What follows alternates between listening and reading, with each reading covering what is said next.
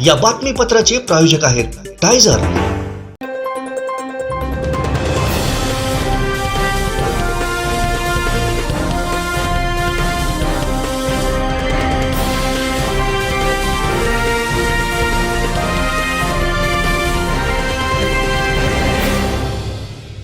नमस्कार, आपण पाहताय कोकणचं नंबर 1 महा चॅनल कोकणसार लाईव्ह। बातमीपत्रात आपलं स्वागत। सुरुवात करूया हेडलाईन्सनं।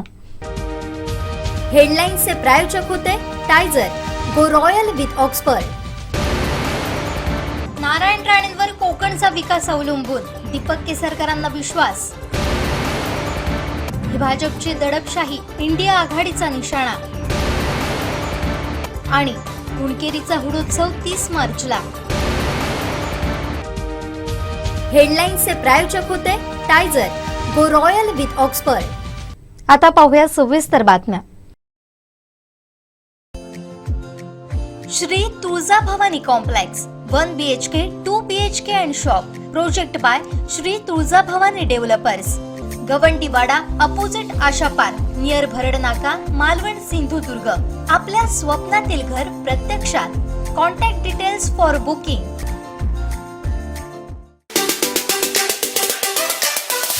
अहो, नारायण राणे हे फक्त नारायण राणे म्हणून व्यक्ती नाही, त्यांच्यावर आमचं सिंधुदुर्गाचं मंत्रिपद आहे।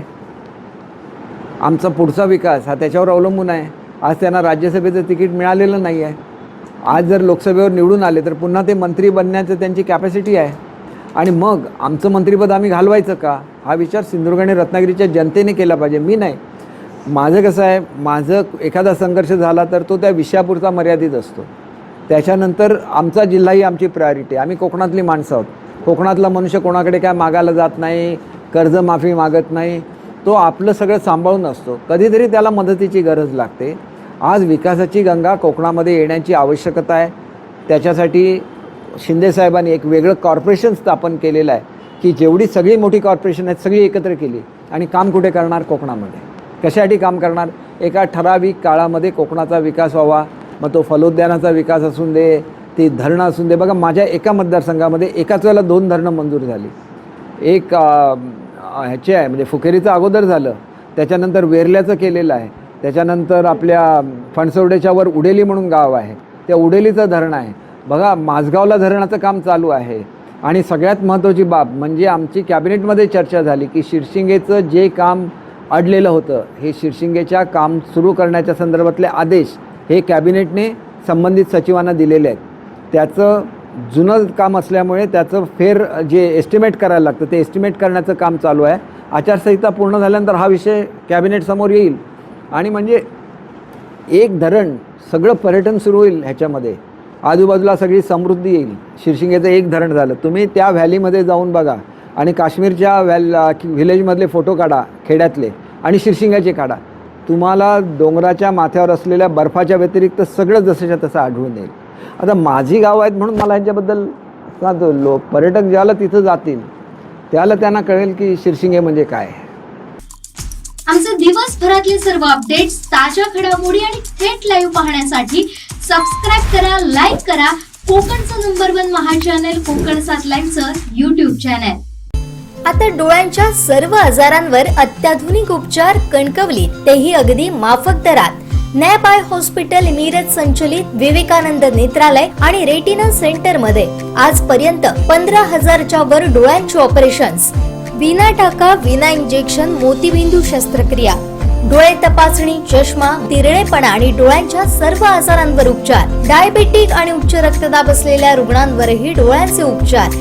आजच संपर्क करा विवेकानंद नेत्रालय आणि रेटिना सेंटर, प्रहार कार्यालयाच्या शेजारी, सनराइज टॉवर, श्रीधर नाईक चौक, मुंबई गोवा हायवेवर, कणकवली।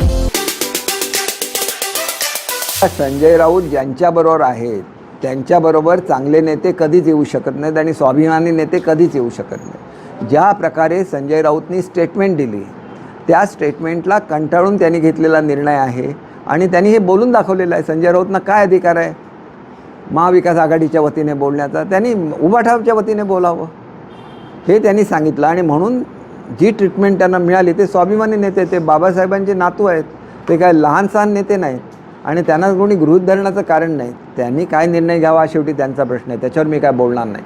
पण कोणाशी कसं वागावं हे तरी कळलंच पाहिजे ना. ते आपलं रोज सकाळी 9 वाजता त्यांना मळमळतं, त्याच्यामुळे काहीही बोलतात. आम्ही ते सहन करते महाराष्ट्राची जनता कसं मला माहिती नाही. लोकांनी निदान आणि त्यापर्यंत दाखवलं जातं दिवसभर. ह्याला कुठेतरी नियंत्रण आलं तर सकाळचं हे जे काय मळमळणं आहे हे थोडंसं कमी होईल असं मला वाटतं. एकरी आघाडी वंचितने निर्माण केली तर नेमका कोणाला धोका होऊ शकतो? महाविकास आघाडी काय नाही, धोका कोणालाच होत नसतं. ते निवडून येण्यासाठी उमेदवार उभे करतात हो. त्यांची जर ताकद आहे ना, त्यांच्या मागे एक ठराविक वर्ग आहे. ते एका स्वतःच्या प्रिन्सिपल्ससाठी ते लढा देत असतात. त्याच्यामुळे त्यांचा पराभव होत असताना काही मतांनी झालेला आहे आणि हा पराभव करण्यामध्ये काँग्रेसने मोठा वाटा गेलेला आहे. ते जे अकोला मतदारसंघातून उभे राहतात त्यामध्ये विशिष्ट समाजाची मतं त्यांना मिळू नये म्हणून त्या समाजाचा उमेदवार काँग्रेसने दिलेला आहे. तरी पण काँग्रेसला ते सांगतात की 6-6 मतांवर आम्ही तुम्हाला हे करतो. दुसरा एखादा त्यांच्यासारखा नेता असता तर काँग्रेसला उडवून लावलं असतं, कारण ते सहजासहजी अकोलामधून निवडून येऊ शकले असते. काँग्रेसने राजकारण केलं आणि BJP आलं तरी चालेल, आंबेडकर नको, हे जे काय काँग्रेसची भूमिका आहे. कारण काय, त्यांना वाटतं की एका ठराविक वर्गावर आमचा अधिकार आहे. तो अधिकार प्रकाशराव असले म्हणजे बाळासाहेब असले तर तो अधिकार त्यांना प्राप्त होऊ शकत नाही. त्याच्यामुळे इंटरनली त्यांना मोडून काढण्याचंच काम ते करत असतात. आमचे दिवसभरातले सर्व अपडेट्स, ताज्या घडामोडी आणि थेट लाईव्ह पाहण्यासाठी सबस्क्राईब करा, लाईक करा कोकणचं नंबर 1 महा चॅनल कोकण 7 लाईव्हचं YouTube चॅनल. आता डोळ्यांच्या सर्व आजारांवर अत्याधुनिक उपचार कणकवलीत, तेही अगदी माफक दरात. नॅप आय हॉस्पिटल मिरज संचलित विवेकानंद नेत्रालय आणि रेटिना सेंटर मध्ये आजपर्यंत 15,000च्या वर डोळ्यांची ऑपरेशन्स, विना टाका विना इंजेक्शन मोतीबिंदू शस्त्रक्रिया, डोळे तपासणी, चष्मा, तिरळेपणा आणि डोळ्यांच्या सर्व आजारांवर उपचार. डायबेटिक आणि उच्च रक्तदाब असलेल्या रुग्णांवरही डोळ्यांचे उपचार. आजच संपर्क करा विवेकानंद नेत्रालय आणि रेटिना सेंटर, प्रहार कार्यालयाच्या शेजारी, सनराईज टॉवर, श्रीधर नाईक चौक, मुंबई गोवा हायवेवर, कणकवली. देवगड मुणगे या गावातील आडबंदर येथील सड्यावर 2 मानवाकृती कातळ शिल्प सापडली आहेत. प्राच्य विद्या अभ्यासक रणजित हिरलेकर आणि अजित टाकर यांनी या कातळ चित्रांचा शोध घेतलाय. देवगडच्या किनारपट्टी भागात आणि त्याहून देवगडच्या दक्षिणेकडील भागात आतापर्यंत कातळ शिल्प सापडली नव्हती. कोकण इतिहास परिषद आणि देवगड इतिहास संशोधन मंडळ हे सातत्यानं गेली काही वर्ष कातळ शिल्प शोध मोहीम राबवतात. परंतु 15 मार्चला मुणगे या गावातील आडबंदर येथील सड्यावर ही 2 मानवाकृती कातळ चित्र सापडली आहे. या कातळ चित्रांचा शोध कसा लागला, या कातळ शिल्पांचं नेमकं वैशिष्ट्य काय, याबद्दल अधिक माहिती देत आहेत अजित टाकर.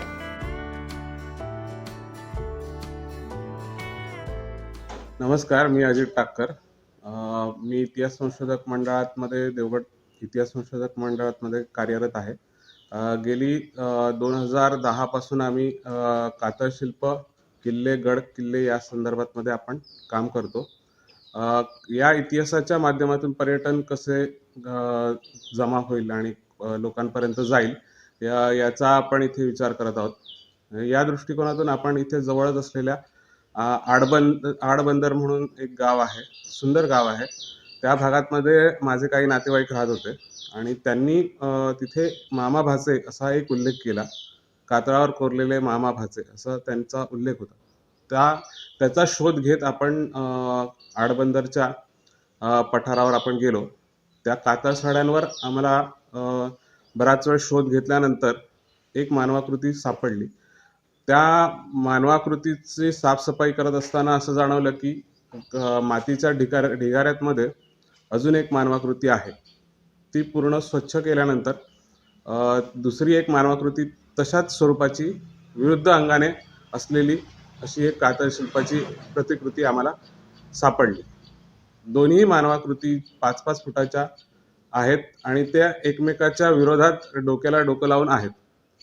त्या मानवाकृतींवर जो डोक्याकडचा भाग आहे तिथे छिद्रासारखी आकृती आहे आणि हाच उल्लेख ज्यावेळेस आम्ही तिकडच्या स्थानिकांना विचारला तर तिथे एक दंतकथा त्या कातळ शिल्पावर आहे. ती म्हणजे असे की त्या जंगलातमध्ये मामा भाचे नावाचे मामा आणि भाचे असे 2 जण ग्रामस्थ त्या भागात शिकारीसाठी आले होते आणि शिकार बराच वेळ शोधून ते एका ठिकाणी थकून बसले आणि बसलेले असताना त्यांच्या समोरून एक शिकार समोरून गेली. त्या क्षणी वेळेचा विलंब न घालवता त्यांनी गोळ्यांची फायरिंग केली आणि ती एकमेकाच्या डोक्याला लागून ते तिथेच मृत्युमुखी पडले. असा त्या कातळशिल्पामागचा दंतकथेचा किस्सा आहे. असंच आम्ही कुठेही ज्यावेळेस कातळशिल्प शोधायला जातो त्यावेळेस एक कातळशिल्प शोधल्यानंतर तिथे आजूबाजूला आम्ही शोधायचा प्रयत्न करतो. मग तिथे अजून एखादी कातळशिल्पाची आकृती आम्हाला मिळते. त्याप्रमाणे तिथे एक 5 फुटाची अजून एक मानवाकृती आहे आणि काही अंतरावर एक तिथे अस्वलासारखं दिसणारं चित्र आपल्याला तिथे सापडलेलं आहे.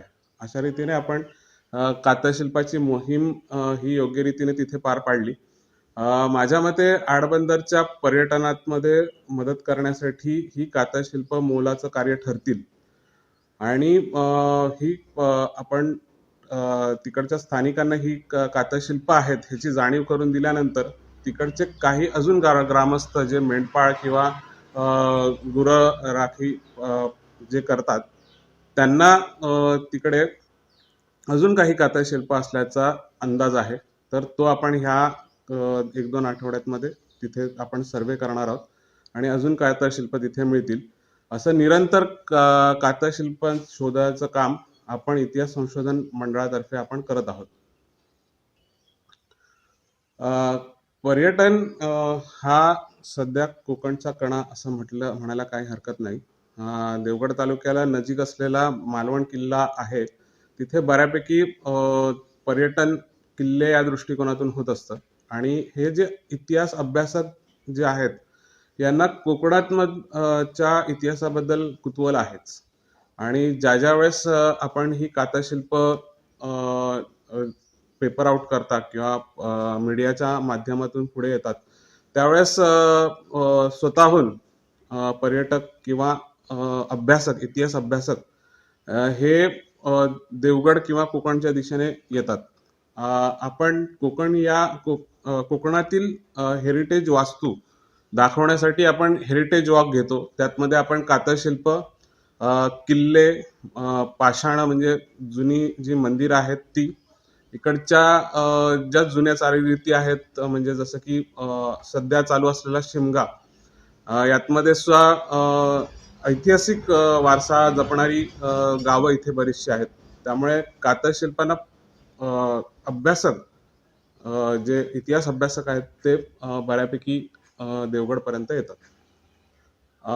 कातळशिल्पाचा शोध आपण 2010 पासून करतो आहोत आणि 2010 ते 2024 या कालावधीच्या दरम्यान आपण देवगड तालुक्यामध्ये 180 कातळशिल्प आपण आतापर्यंत पाहिली आहेत आणि ती उजेडात आणलेली आहेत.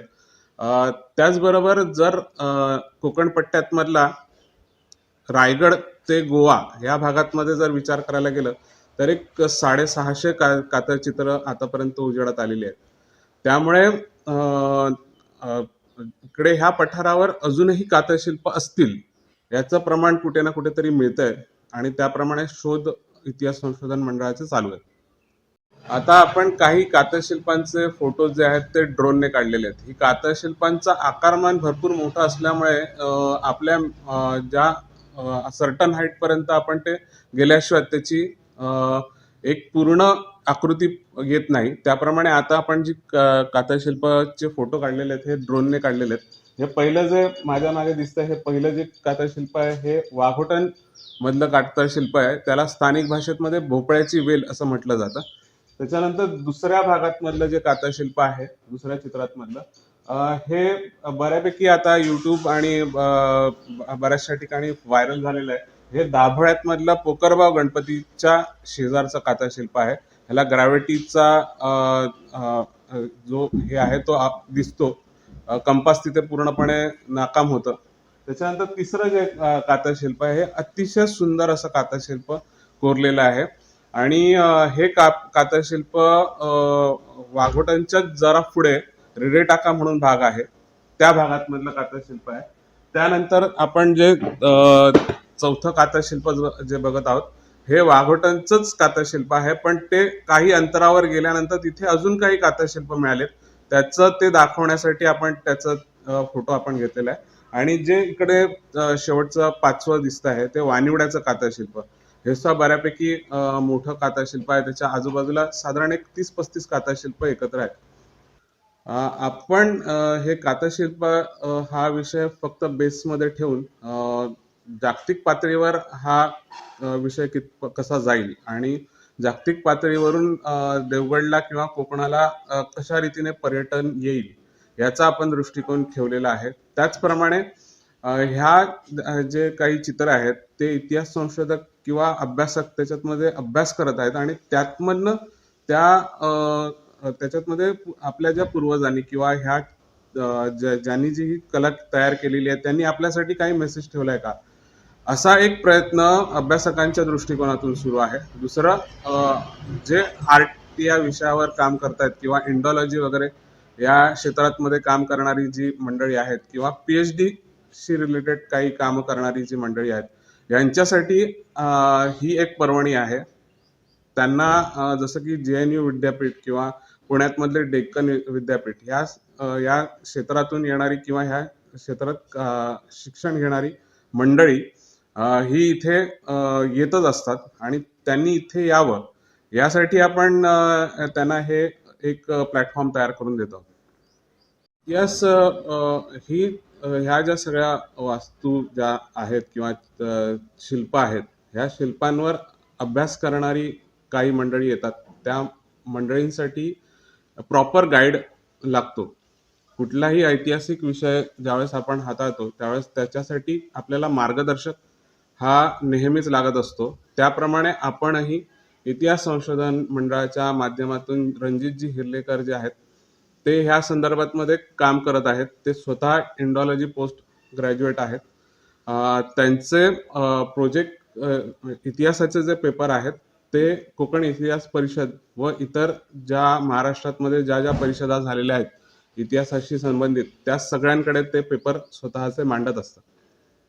रत्नागिरी आणि सिंधुदुर्ग या दोन्ही जिल्ह्यांमध्ये बऱ्यापैकी कातशिल्प आहेत आणि ज्यावेळी हे पेपर आउट होत असतं किंवा इलेक्ट्रॉनिक मीडियांमध्ये ज्यावेळेस ही कातशिल्प फिरत असतात त्यावेळेस इतिहास अभ्यासकांकडे त्याचं कुतूहल असतं आणि ह्या गेल्या 2 महिन्यातमध्ये गेल्याच आठवड्यातमध्ये आपल्याकडे पुणा या भागातून काही इतिहास अभ्यासक रत्नागिरी इकडची कातशिल्प पाहून पुढे देवगडमधील विमलेश्वर, रामेश्वर यासारख्या ऐतिहासिक मंदिरांना भेट देऊन नंतर ते कातशिल्पाच्या सर्व जेवढी कातशिल्प आहेत तिकडे ती भेट देऊन आलेले आहेत.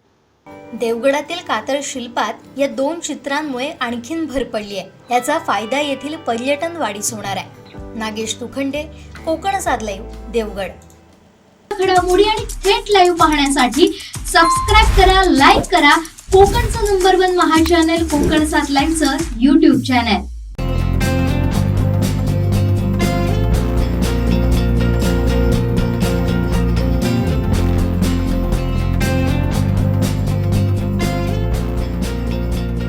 अनंत टी दे रिफ्रेश हमी.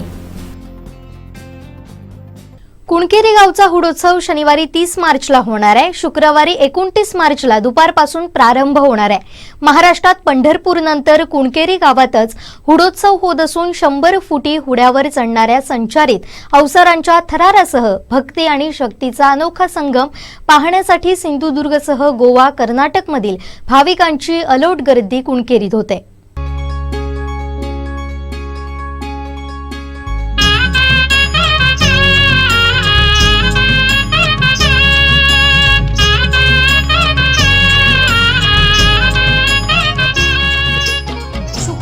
दुपारी 2 वाजता गाव रोंबाट सुटणार असून त्यानंतर सायंकाळी 6 वाजता हुड्याजवळ सामुदायिक नारळ फोडण्यात येणार आहे. रात्री 9 वाजता घुमट वादनासह हुडा आणि होळीवर धूळ मारण्यात येणार आहे. रात्री 10 वाजता गाव रोंबाट आणि रात्री 11 वाजता हुडा आणि होळीवर पेटत्या शेणी फेकून ढोल ताशांसह रोंबाट आणून नंतर कवळे आणि पेटत्या मशाली घेऊन हुडा आणि होळी भोवती फिरण्याचा कार्यक्रम होणार आहे. शनिवारी हुडोत्सवाचा मुख्य दिवस असून या दिवशी सकाळपासून भावई देवीच्या निवासस्थानी तसेच मंदिरात देवीची ओटी भरणं, नवस फेडणं आदी कार्यक्रम होणार आहेत. दुपारी 2 वाजता मांडावरून रोंबाट सुटणार असून याचवेळी पळस सदा इथं आंबेगावच्या श्रीदेव क्षेत्रपाल निशाणाची भेट होणार आहे. त्यानंतर कोलगाव सीमेवर कलेश्वर देवस्थानाची भेट होऊन सर्वजण भावई मंदिराकडे येणार आहे. सायंकाळी 4 वाजता हुड्याजवळ घोडेमोडणी आणि लुटुपुटूचा खेळ होणार असून सायंकाळी 5 वाजता हुड्यावर चढलेल्या अवसारांवर दगड मारण्याचा पारंपरिक कार्यक्रमानं हुडोत्सवाची सांगता होणार आहे. या उत्सवाचा लाभ घ्यावा असं आवाहन स्थानिक देवस्थान कमिटी आणि कुणकेरी ग्रामस्थांनी केलंय. आमचे दिवसभरातले सर्व अपडेट्स, ताज्या घडामोडी आणि थेट लाईव्ह पाहण्यासाठी सबस्क्राईब करा, लाईक करा कोकणचं नंबर 1 महा चॅनल कोकण 7 लाईव्हचं YouTube चॅनल.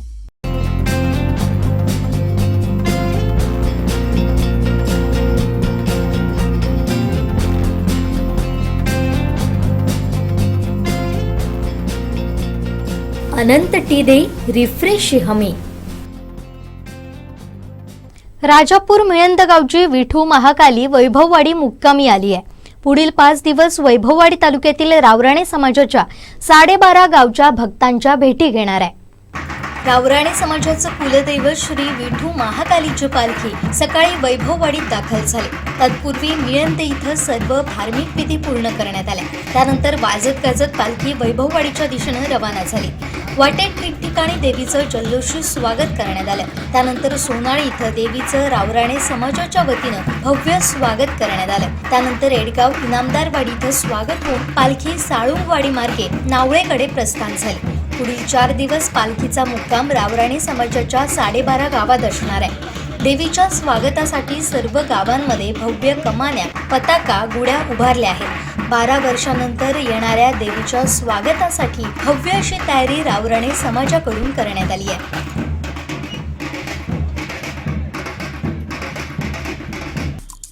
आमचे दिवसभरातले सर्व अपडेट्स, ताज्या घडामोडी आणि थेट लाईव्ह पाहण्यासाठी सबस्क्राईब करा, लाईक करा कोकणचं नंबर 1 महा चॅनल कोकण 7 लाईव्हचं YouTube channel. Shri Tuljabhavani complex 1 BHK 2 BHK and shop. Project by Shri Tuljabhavani developers.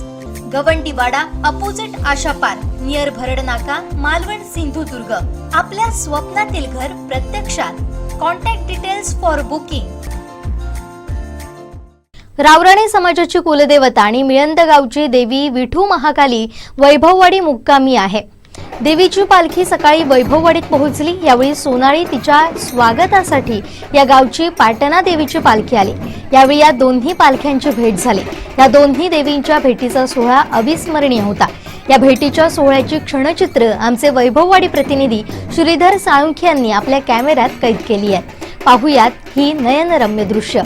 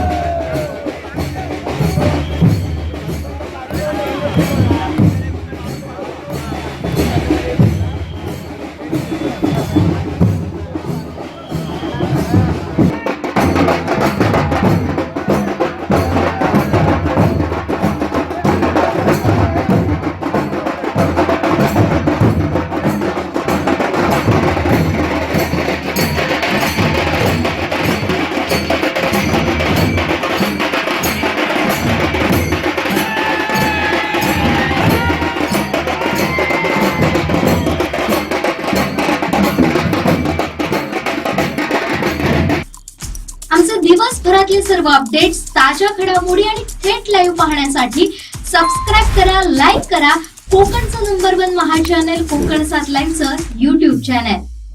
आता डोळ्यांच्या सर्व आजारांवर अत्याधुनिक उपचार कणकवलीत, तेही अगदी माफक दरात. नॅप आय हॉस्पिटल मिरज संचलित विवेकानंद नेत्रालय आणि रेटिना सेंटर मध्ये आजपर्यंत 15,000च्या वर डोळ्यांची ऑपरेशन्स, विना टाका विना इंजेक्शन मोतीबिंदू शस्त्रक्रिया, डोळे तपासणी, चष्मा, तिरळेपणा आणि डोळ्यांच्या सर्व आजारांवर उपचार. डायबेटिक आणि उच्च रक्तदाब असलेल्या रुग्णांवरही डोळ्यांचे उपचार. आजच संपर्क करा विवेकानंद नेत्रालय आणि रेटिना सेंटर, प्रहार कार्यालयाच्या शेजारी, सनराईज टॉवर, श्रीधर नाईक चौक, मुंबई गोवा हायवेवर, कणकवली. तळ कोकणात शिमगोत्सव होळी सणाला सुरुवात झाली आहे. ठिकठिकाणी परंपरेनुसार होळी उभारून त्याची विधिवत पूजा करण्यात आली. संपूर्ण कोकणात शिमगोत्सव मोठ्या उत्साहात साजरा केला जातो. होळी या सणानं शिमगोत्सवाची सुरुवात होते. ठिकठिकाणच्या परंपरेनुसार ही होळी उभारण्यात आली. काही ठिकाणी आंब्याची तर काही ठिकाणी पोफळीच्या झाडाची होळी उभारण्यात आली. प्रथम गावातील मानकरी जाऊन झाड निश्चित करतात, त्यानंतर त्या झाडाची पूजा करून झाड तोडलं जातं.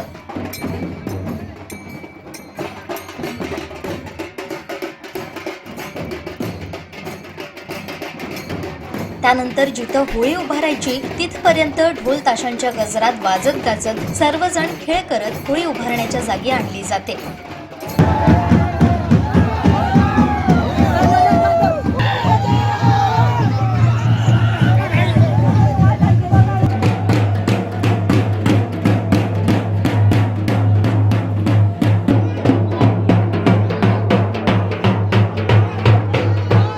आंब्याचे टाळ, फुलांचे हार यांनी सजवली जाते.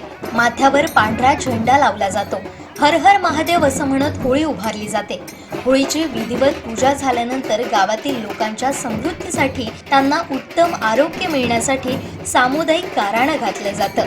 होळीला नारळ, केळी, फुले, पेढे, साखर, त्याचबरोबर नारळाचं तोरण बांधण्याची परंपरा आहे. हा शिमगोत्सव काही ठिकाणी 5 दिवस तर काही ठिकाणी 7, 9 आणि 15 दिवस साजरा केला जातो.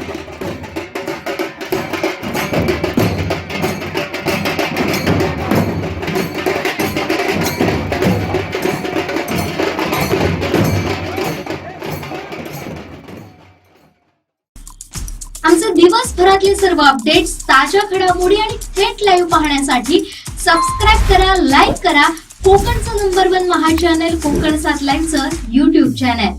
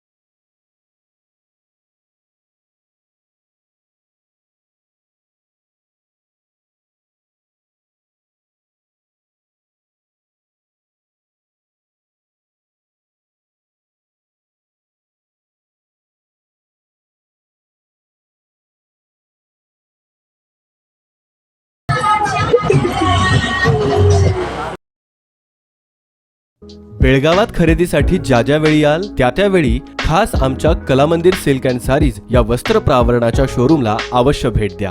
आमच्याकडे स्पेशल कांजीवरम, बनारसी, पैठणी, सिल्क सारीसह संपूर्ण भारतातील नामवंत अशा रेशमी आणि कॉटन साड्यांचा भंडार खुला आहे. ही जाहिरात नसून खास आमंत्रण समजावे. एक वेळ आवर्जून भेट द्या. पत्ता कलामंदिर सिल्क अँड सारीज, समादेवी मंदिरा शेजारी, समादेवी गल्ली, बेळगाव. संपर्क क्रमांक 966080080099 8431843188. दिल्लीचे मुख्यमंत्री अरविंद केजरीवालांना चुकीच्या पद्धतीनं अटक करून ईडी ही भाजपच्या तालावर नाचत आहे. त्यामुळे हा होत असलेला अन्याय इंडिया आघाडी कदापि सहन करणार नाही. या विरोधात एकत्र येऊन आंदोलन छेडू असा थेट इशारा इंडिया आघाडीच्या पत्रकार परिषदेत देण्यात आला. पाहुयात कुडाळ येथील ही प्रेस. आपचे राष्ट्रीय संयोजक आणि दिल्लीचे मुख्यमंत्री केजरीवाल यांना ज्या पद्धतीने अटक झाली त्या पद्धतीने संपूर्ण देशभर त्या घटनेचा निषेध व्यक्त करण्यात येत आहे. आणि हा निषेध खरं तर आपचे जिल्हाध्यक्ष आणि त्यांच्या सहकाऱ्यांनी कणकवलीमध्ये शांततेच्या मार्गाने केला होता. परंतु त्यांच्यावर जिल्हा प्रशासनाने चुकीच्या पद्धतीने गुन्हे नोंद केलेले आहेत. आणि हा विरोध कुठेतरी रस्त्यावर येऊ नये असं या जिल्हा प्रशासनाचं भाजप सरकारच्या माध्यमातून आणि भाजपच्या महाराष्ट्राच्या गृहमंत्र्यांच्या माध्यमातून आपच्या केजरीवालांना जी अटक झाली त्यांचा कुठेतरी संघर्ष रस्त्यावर येता कामा नये, त्यांचा विरोध रस्त्यावर येता कामा नये म्हणून जी दडपशाही झाली त्या दडपशाहीचा जिल्हा प्रशासनाचा सर्वप्रथम आम्ही सर्वजण निषेध व्यक्त करतो. आणि तुम्ही किती अशी दडपशाही केला तर निश्चितपणे येणाऱ्या 8 दिवसामध्ये आम्ही सगळेजण एकत्र बसून निवडणुकीची आचारसंहिता आहे परंतु अशा कायद्यांना किंवा गुन्ह्याला भीक न घालता आम्ही तीव्र असं आंदोलन करणार आहोत. आणि संपूर्ण सिंधुदुर्ग जिल्ह्यातील जनता अशा झुंडशाहीच्या विरोधात आहे हे आम्ही ठणकावून सांगणार आहोत. त्याचबरोबर महाराष्ट्रामध्ये सुद्धा आपण बघितलं असाल की जसं याच्या 4 मोठ्या नेत्यांना अटक झालेली आहे की निवडणुकीमध्ये हे सरकारच म्हणजे विरोधी पक्षातले जे सरकार आहे ते थांबलं पाहिजे. काँग्रेसच्या एवढ्या मोठ्या राष्ट्रीय पक्षाची खाती गोठवण्यात आलेली आहेत. शिवसेनेच्या संजय राऊतांना अटक केली आणि आज अनेक शिवसेनेच्या नेत्यांवर कारवाईची टांगती तलवार ठेवलेली आहे. राष्ट्रवादीचे आपण बघितलं असाल की राष्ट्रवादीच्या सुद्धा अनेक नेत्यांना धमक्या करण्यात येत आहे. त्यामुळे निवडणुका ह्या खरं तर आपण महाराष्ट्राच्या किंवा भारताच्या इतिहासात बघितलं की एवढ्या टप्प्यामध्ये कधी निवडणुका नसतात. आणि निवडणुकीमध्ये खरं तर अशा अटक होत नाहीत, अशा कारवाया होत नाहीत क्षेत्रावर. परंतु ह्या कारवाया होत आहेत आणि देश कुठेतरी अराजकतेकडे जात आहे. त्याचं आम्ही इंडिया आघाडीच्या खरं तर इंडिया आघाडी देशामध्ये इंडिया आघाडी आहे आणि त्याचं छोटं स्वरूप हे आम्ही इथले सदस्य म्हणून या ठिकाणी आहोत. आमच्या पद्धतीने जो विरोध करता येईल तो आम्ही विरोध करू. आणि अरविंद केजरीवालच्या अटकेचा आम्ही पूर्णपणे निषेध व्यक्त करतो आहे. आपण सर्वजण इथे आलात त्याबद्दल आपलं मनापासून आभार. आपण बघितलं असाल की याआधी अनेकदा जो मुंबईतला कॉम्प्लेक्स आहे त्यामध्ये कोणाला अटक होणार होती, कोणाच्या वडिलांना अटक होणार होती आणि त्यानंतर आपला पक्ष कसा विसर्जित केला आणि ते भाजपमध्ये कसं गेलं हे महाराष्ट्राच्या इतिहासाला महाराष्ट्राचा इतिहास महाराष्ट्रातल्या जनतेला माहिती आहे. आणि उद्धव बाळासाहेब ठाकरे यांच्यावर आज आपण बघितलं की अनेक कारवाई झाल्या आहेत परंतु त्यांनी कुठेही न डगमगता आज आपण बघितलं की दिशा सालण्याचा हेच गेले 4 वर्ष आरोप करत आहेत. परंतु त्यांच्याकडे सगळ्या चौकशी असताना त्या आरोपांना कुठलंही तथ्य आढळून आलं नाही. आणि निश्चितपणे उद्धवजी या अशा संघर्षाच्या विरोधात महाराष्ट्राच्या विरोधात जे वातावरण चाललं आहे त्या महाराष्ट्राच्या बाजूने उद्धवजी ठामपणे उभे आहे आणि त्यामुळे अशा यांना भीक घालणार नाहीत. खरं तर नितेश राणेंनी आपल्या वडिलांना कसं तिकीट मिळेल त्यासाठी जरा अधिकची लाचारी करावी आणि अधिकची स्टेटमेंट द्यावी एवढीच आमची त्यांना विनंती आहे. खरं तर दीपक केसरकरांना आपल्यामार्फत विनंती आहे की ते कुठल्या पक्षाचे नेते आहेत, भाजपचे आहेत, शिंदे गटाचे आहेत की शिवसेनेचे आहेत. कारण ते आता आम्ही बघतोय की भाजपचीच बाजू वारंवार घेत असतात. त्यामुळे त्यांना आपल्यामार्फत एकदा विनंती करायची आणि विचारायचं आहे की ते भाजपचे प्रवक्ते असले तर त्यांना तसं आम्ही उत्तर देऊ. परंतु ते जे बिनबुलाये मेहमान म्हणून भाजपमध्ये वावरत आहेत, आपल्या तिकिटासाठी भाजपमध्ये जी लाचारी करत आहेत आणि त्याबद्दल त्यांना खरं तर एकदा विचारलं पाहिजे की ते कोणाचे प्रवक्ते आहेत. देशामध्ये भाजप हा पक्ष विरोधी पक्षांना संपवण्याचा प्रयत्न करत आहे. या संपूर्ण देशामध्ये हुकुमशाही विरुद्ध ही लढाई आहे. आज आपल्याला माहिती आहे की या देशामध्ये ईडीची भीती दाखवून बरेच नेते भाजपने आपल्या पक्षात घेतलेले आहेत आणि आपल्या पक्षात घेतल्यानंतर जसे वॉशिंग पावडरमध्ये कपडे धुवून येतात त्याप्रमाणे त्यांच्यात गेले की ते स्वच्छ होतात, ते जेलमध्ये जाऊ शकत नाही. अशा प्रकारचे भाजपने संपूर्ण देशात राजकारण चालवलेलं आहे. आज आपल्याला माहिती आहे की दिल्लीचे मुख्यमंत्री यांना मनी लँडिंगच्या ह्याच्यामध्ये अडकून की जेणेकरून या देशामध्ये प्रचार थांबला पाहिजे आणि जास्तीत जास्त सीट हे भाजपचे निवडून आले पाहिजे असे भाजपची नियोजन आहे.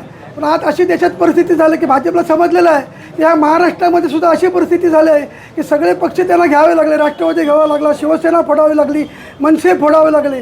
अशा प्रकारचे सगळ्यांना फोडून तरी पण भाजपची सीट या महाराष्ट्रामध्ये खासदार निवडून येत नाही अशी त्यांची परिस्थिती झालेली आहे. त्यामुळे एकच सांगू इच्छितो की जो केजरीवालांना जी अटक झाली आहे ह्या भाजप पक्षाचा, केंद्र सरकारचा आम्ही शिवसेना, उद्धव बाळासाहेब ठाकरे आणि इंडिया आघाडी हा निषेध करत आहोत. आणि भविष्यात या जिल्ह्यामध्ये आमदार वैभव नाईक, खासदार विनायक राऊत यांच्या माध्यमातून एक आंदोलन छेडलं जाणार की जेणेकरून त्रास देण्याचं जे काम भाजप करते आहे ह्याला जनता धडा शिकवल्याशिवाय राहणार नाही. कारण लोकसभेची निवडणूक जवळ आलेली आहे. मला निश्चित खात्री आहे की थोड्या दिवसातच हे जे महाराष्ट्र देशात जे भाजपचं सरकार आहे हे जाणार आहे. अशा प्रकारचं संपूर्ण देशात वातावरण झालेलं आहे. ज्या लोकांना त्रास त्याने दिले, जेलमध्ये टाकले, ते डगमगले नाही, जे निष्ठेने राहिले ते आज निष्ठा लोकांना समजलेली आहे. त्यांनी शिवसेना संपवण्याचा प्रयत्न केला, शिवसेना संपणार नाही. पण भविष्यात एक लक्ष, आज इंडिया आघाडी एक झाली आहेत, एक मताने या महाराष्ट्रामध्ये जास्तीत जास्त खासदार निवडून येण्यासाठी निश्चित आम्ही प्रयत्न करणार आहोत आणि निश्चित आमचा विजय हा निश्चित आहे. आणि परत एकदा या केजरीवालाला अटक झाल्याबद्दल या संपूर्ण भाजप सरकारचा आम्ही निषेध करतो. सध्या देशामध्ये अराजकीय स्थिती निर्माण झाली आहे. जे भाजपच्या विरोधातले नेते भाजपचा खरा चेहरा लोकांसमोर आणण्याचं काम करत आहेत त्याच्यामधले आम आदमी पक्षाचे राष्ट्रीय संयोजक, दिल्लीचे मुख्यमंत्री अरविंदजी केजरीवाल हे प्रमुख नेते आहेत. आणि निवडणुकीच्या मैदानातून त्यांना बाजूला ठेवावं आणि आगामी निवडणूक अगदी सोप्या पद्धतीने कोणताही विरोधक समोर न ठेवता एकतर्फी जिंकण्यासाठीचा प्रयत्न, एक छुपा प्रयत्न भाजपचा आहे. आणि तो डाव साधण्यासाठी अरविंदजी केजरीवाल यांना जेलमध्ये टाकण्याचं काम केलं आहे. आता आमचे मार्गदर्शक अमितजी सामंत ज्या पद्धतीने म्हणाले की prevention of money laundering act हा कायदा असा आहे की त्या कायद्याअंतर्गत कोणताही पुरावा ईडी दाखल करायला बंधनकारक नाही. आणि मग तुम्हाला तुमचं निर्दोषत्व सिद्ध करायचं असेल तर तुम्ही निर्दोष कसे आहात त्याचे पुरावे कोर्टासमोर तुम्हाला सादर करावे लागतात. अनेक नेते ईडीने आतापर्यंत भाजपच्या दबावाखाली, या देशाचे पंतप्रधान नरेंद्र मोदी यांच्या दबावाखाली अनेक नेत्यांना आतमध्ये घातलेलं आहे. मग आम आदमी पक्षाचे मनीष सिसोदिया असतील, खासदार संजय सिंग असतील किंवा अरविंदजी केजरीवाल असतील, अगदी झारखंडचे मुख्यमंत्री हेमंत सोरेन असतील, या एकाही माणसाच्या विरोधात आत्तापर्यंत एक साधा पुरावा ईडी सादर करू शकलेला नाही. ईडीची भीती दाखवायची, तो नेता आपल्याकडे आला तर सगळे गुन्हे मागे घ्यायचे आणि जर तो ऐकत नसेल तर त्याला जेलमध्ये डांबायचं. ही हुकुमशाही या देशामध्ये भाजपने चालू केलेली आहे आणि त्याबाबतची एकजूट महाराष्ट्रात देखील आहे, किंबहुना सिंधुदुर्ग जिल्ह्यात देखील आहे. हे दाखवण्यासाठी आज आम्ही सगळे एकत्र जमलेलो आहोत. यापूर्वी आमचे मित्र आणि आमचे मार्गदर्शक वैभव नाईक साहेब यांच्या विरोधात देखील एसीबीची चौकशी चालू केलेली आहे. मात्र ते बदले नाही, त्या सगळ्याला सामोरे गेले आणि स्वतःचं निर्दोषत्व सिद्ध करण्यासाठी ते आजही त्यांच्या छाताडावर सक्षमपणे पाय देऊन उभे आहेत.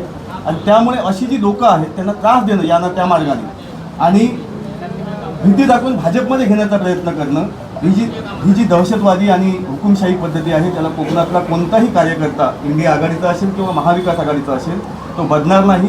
या सगळ्याला येत्या आगामी लोकसभा निवडणुकीत उत्तर तर देईलच आणि लवकरच याबाबत वैभवजी नाईक यांच्या नेतृत्वाखाली या भागाचे ते आमदार आहेत आणि जिल्ह्याचे नेते आहेत, शिवसेनेचे नेते आहेत, त्यांच्या या सगळ्या म्हणजे इंडिया आघाडीतील जे घटक पक्ष आहेत ते त्या सगळ्या पक्षांच्या नेत्यांच्या मार्गदर्शनाखाली लवकरच इंडिया आघाडीची भूमिका ठरेल आणि या जिल्ह्यामध्ये एक मोठं जनआंदोलन जे अरविंदजी केजरीवाल यांच्या समर्थनासाठी आणि त्यांच्या अटकेच्या विरोधात ईडी असेल, CBI असेल, या ज्या संस्था देशाच्या सरकारच्या, भाजपा सरकारच्या दबावाला बळी पडून काम करत आहेत त्याच्या विरोधात एक जनआंदोलन उभं करण्याचं काम या जिल्ह्यामध्ये केलं जाईल. नुकतीच दिल्लीचे मुख्यमंत्री अरविंद केजरीवाल यांना भाजपच्या केंद्र सरकारने अन्यायकारकरित्या अटक केली. सर्व ठिकाणी महाराष्ट्रात नव्हे संपूर्ण भारतात त्याचे पडसाद उमटले आणि ज्या कायद्यांद्वारे त्यांना अटक केली तो prevention of money laundering act हा फक्त विरोधी पक्षाच्या नेत्यांना जे लोक आज काम करतायत लोकसभेच्या इलेक्शनच्या तोंडावर, ज्या लोकांमुळे महाविकास आघाडीला, इंडिया आघाडीला फायदा होणार आहे, अशी लोक कुठेतरी आपल्या विरोधात बोलत राहतील. सध्या जे भाजपचा भ्रष्टाचाराचं सर्व चालू आहे त्याच्या विरोधात बोलतात, म्हणून त्यांना या कायद्याद्वारे अटक करायची आणि जेलमध्ये ठेवायचं असं षडयंत्र भाजप सरकारने रचलेलं आहे. आणि कुठेतरी हा देश हुकुमशाहीकडे जाऊ नये म्हणून महाराष्ट्रात महाविकास आघाडीतर्फे आम्ही सर्व पक्ष एकत्र आलेलो आहोत. लवकरच जिल्हाधिकाऱ्यांच्या परवानगीने याच्या विरोधात एक मोठं आंदोलन शिवसेना, उद्धव बाळासाहेब ठाकरे, राष्ट्रवादी काँग्रेस, शरदचंद्र पवार गट, आप आणि काँग्रेस पक्षाचे सर्व पदाधिकारी आम्ही रस्त्यावर उतरून याच्या विरोधात आंदोलन करणार आहोत. तुम्ही कितीही जरी दडपशाही केलीत, कितीही जरी हुकुमशाही केली तरी जनतेचा आवाज आता भाजप जास्ती काळ दाबू शकणार नाही. हे आम्हाला यांना दाखवायचं आहे. आणि कितीही तुम्ही त्रास दिलात विरोधकांना तरी आम्ही एकसंघपणे एकत्र आहोत. कुठल्याही आमच्या महाविकास आघाडीतल्या, इंडिया आघाडीतल्या पक्षाच्या नेत्याच्या विरोधात जर काही झालं तर आम्ही सर्वजण त्याच्या पाठीशी उभे आहोत. हेच आम्हाला यातून दाखवायचं आहे. आमचे दिवसभरातले सर्व अपडेट्स, ताज्या घडामोडी आणि थेट लाईव्ह पाहण्यासाठी सबस्क्राईब करा, लाईक करा कोकणचं नंबर 1 महा चॅनल कोकण 7 लाईनचं YouTube चॅनल. राजापूर तालुक्यातील मिळण गावची आणि रावराणे समाजाची कुलदेवता श्री विठू महाकालीची पालखी आजपासून 5 दिवसांसाठी वैभववाडीत भक्तांच्या भेटीला आली आहे. ही पालखी सकाळी मिळण येथून सकाळी वैभववाडीकडे रवाना झाली. मिळण येथील होळीचा मांड येथून विठू महाकालीची पालखी तेथील मानकरी आयरे घेऊन वैभववाडीकडे मार्गस्थ झाले. यावेळी पालखीचे शिवसेना नेते अतुल रावराणे भोई झाले होते. पाहुयात ही क्षणचित्र.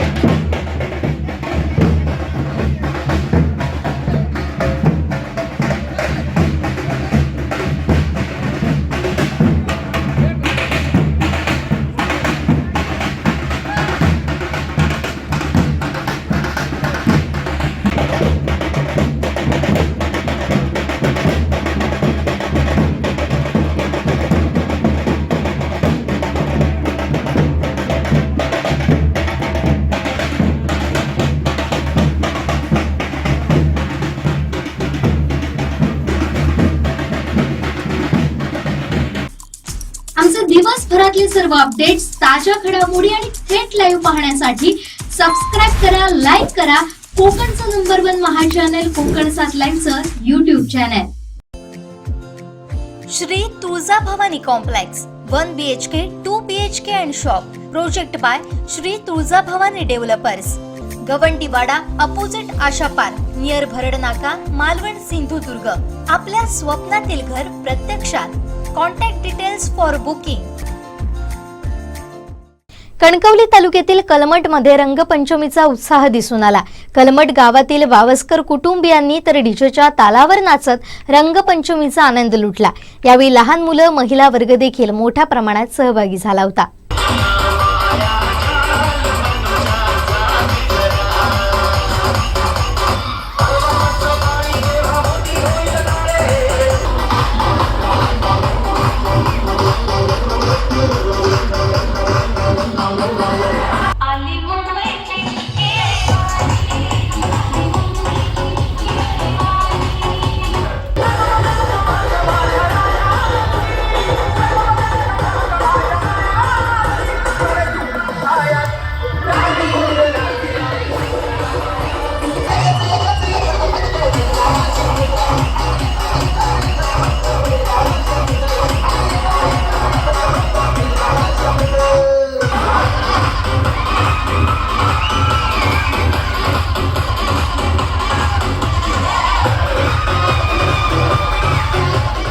आज होळीचा सण आहे. सर्वप्रथम मी सर्वांना होळीच्या शुभेच्छा देतो आणि आज कलमठची रंगपंचमी धुलीवंदन आहे. आजच्या धुलीवंदन या दिवशी सर्वांना शुभेच्छा देऊन असाच आनंदाचा म्हणजे वर्षानुवर्ष यापुढेही असाच आनंदाचा सुवर्ण क्षण यावा. सर्वांनी आनंदाने होळी साजरी करावी हीच सर्वांना शुभेच्छा देतो. आज धुलीवंदन निमित्त तुम्ही आज रंगपंचमी साजरी करताय, मोठ्या उत्साहात आहेत, लहान मोठे आहेत, त्याबद्दल काय सांगा? लहान मोठी माणसं, थोर माणसं असतील, लहान मुलं असतील, ह्या सर्व मुलांना एक आनंदाचा सोहळा असतो रंगपंचमी म्हणजे. धुलीवंदन म्हणजे आपल्या आनंदाचा सोहळा. जो जुने विचार की जुनं काही आपलं घडलं असेल ते सर्व ह्या होळीच्या आगीमध्ये सर्व जाळून टाकायचं असतं, नवीन सुरुवात करायची असते. म्हणून हा होळीचा रंग आम्ही होळीचा सण साजरा करतोय. तू आज होळी खेळतोयस, आनंद नाचतोयस, कसं वाटतं तुला? छान, चांगलं वाटतंय. नाचतोयस मगाचपासून?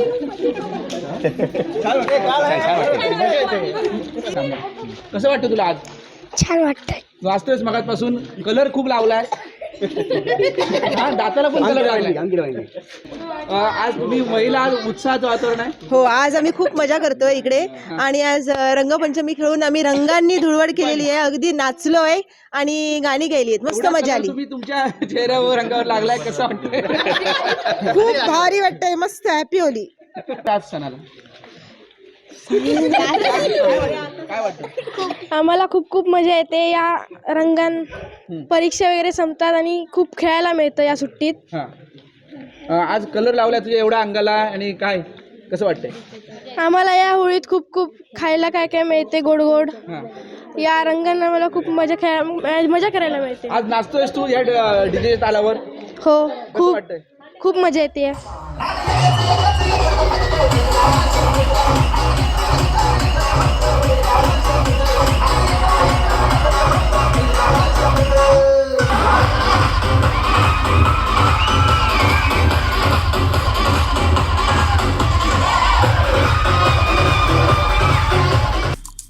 आमचे दिवसभरातले सर्व अपडेट्स, ताज्या घडामोडी आणि थेट लाईव्ह पाहण्यासाठी सबस्क्राईब करा, लाईक करा कोकणचं नंबर 1 महा चॅनल कोकण 7 लाईव्हचं YouTube चॅनल.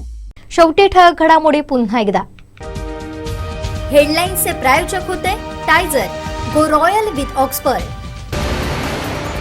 नारायण राणेंवर कोकणचा विकास अवलंबून, दीपक केसरकरांना विश्वास. ही भाजपची दडपशाही, इंडिया आघाडीचा निशाणा. आणि कुणकेरीचा हुडोत्सव 30 मार्चला. हेडलाईन्सचे प्रायोजक होते टायझर, गो रॉयल विथ ऑक्सफर्ड. बातमीपत्रात वेळ झाली इथेच थांबण्याची. पाहत रहा कोकणचं नंबर 1 महा चॅनल कोकण 7 लाईव्ह. धन्यवाद.